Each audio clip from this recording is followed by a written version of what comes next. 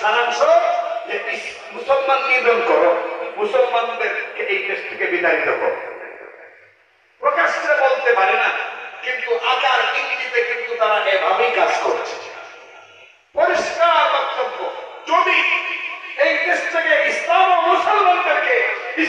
মুসলমানদেরকে বিতাড়িত করার লক্ষ্যে কোন সংগঠন তোমরা পরিচালিত করে থাকো, কান খুলে শুনে রাখো, এই দেশের মুসলমানেরা বদরের উহুদে যারা জিহাদ করেছেন তাদের অনুসারী।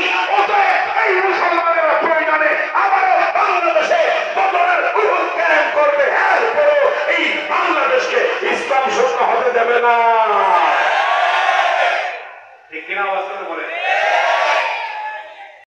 কিন্তু এই বাংলাদেশের লক্ষ লক্ষ আলেমেরা একদম প্রস্তুত আছে, প্রয়োজন যদি হয় যুদ্ধ শুরু করবে, জিহাদ শুরু করবে, এরপরও শাহজালাল শাহপরানের পূর্ণ ভূমিতে নাস্তিকবাদের বীজ বপন করতে দেবে না। আপনারা আলেমদের সাথে আছেন তো? আছেন তো ইনশাআল্লাহ? আল্লাহ কবুলের মঞ্জুর করুন।